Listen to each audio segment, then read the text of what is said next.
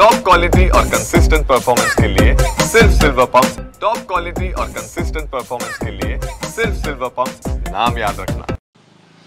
गटारीनिमित्त पोलिसांनी मोठ्या प्रमाणात ठाणे शहरामध्ये जागोजागी बंदोबस्त ठेवण्यात आलेला आहे। त्याचबरोबर पाहिलं गेलं तर संजय गांधी राष्ट्रीय उद्यान या ठिकाणी देखील मोठ्या प्रमाणात पर्यटन येत असतात। त्याचप्रमाणे मोठ्या प्रमाणात या ठिकाणी पार्ट्या सुरू असतात। मात्र याच ठिकाणी कुठेतरी आता कायदा सुव्यवस्था राखण्यासाठी पोलिसांनी आता कंबर कसलेली आहे। आपण सध्या संजय गांधी नॅशनल पार्क या ठिकाणी आहोत आणि याच ठिकाणी अनेक बंगलोज आहेत आणि याच ठिकाणी अनेक पार्ट्या होत असतात। त्यामुळे या ठिकाणी गटारीनिमित्त येणाऱ्या ज्या व्यक्ती आहेत त्या लोकांवरती आता नजर ठेवली जाणार आहे।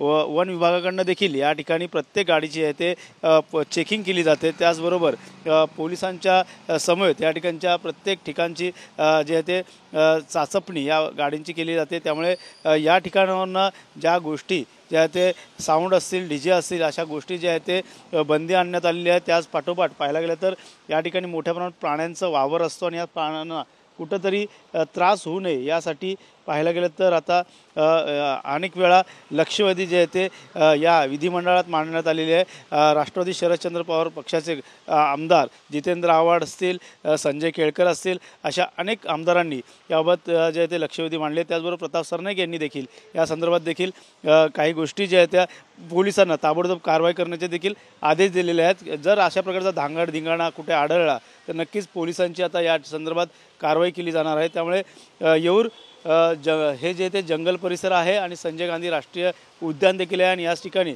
अनेक लोक आहे ते गटारीनिमित्त येत असतात। त्यामुळे दरवर्षीप्रमाणे यंदा देखील या पोलिसांची जी आहे ती करडी नजर या ठिकाणी असणार आहे। त्यामुळे नक्कीच जे आहे ते धांगडधिंगाणे करणारे असतील ते लोकांवरती मोठ्या प्रमाणात कारवाई करण्याचे आदेश देखील पोलीस आयुक्तांकडून देण्यात आले आहेत। त्यामुळे ठाण्यातील वर्तकनगर पोलीस ठाणे ह्या परिसरात मोडतं। त्यामुळे नक्कीच या ठिकाणचे पोलीस देखील आता आज आणि दुसऱ्या 2 दिवस असं या ठिकाणी गस्ती घालणार आहे। त्यामुळे नक्कीच या ठिकाणी परिसरात कुठल्याही प्रकारचा धांगडधिंगाणा आढळला तर नक्कीच पोलिसांची या संदर्भात कारवाईची प्रक्रिया सुरू असणार आहे। त्यामुळे नक्कीच या भागात जर तुम्ही येत असाल तर सावधपणे यावं की सायंकाळच्या वेळेस येऊरच्या परिसरात वरती डोंगराळ भागात जे स्थानिक लोक आहेत त्यांच्यासाठी या ठिकाणी मुभा देण्यात आली आहे। मात्र बाहेरनं येणाऱ्या लोकांना कुठेतरी बंदी घालण्यात आली आहे। त्यामुळे या ठिकाणी येताना नक्कीच पोलीस आता कशा प्रकारचा अलर्ट मोडमध्ये असणार हे देखील पाहणं गरजेचं राहणार आहे। कॅमेरा अथर्वसह गणेश सुराट, TV9 मराठी, ठाणे।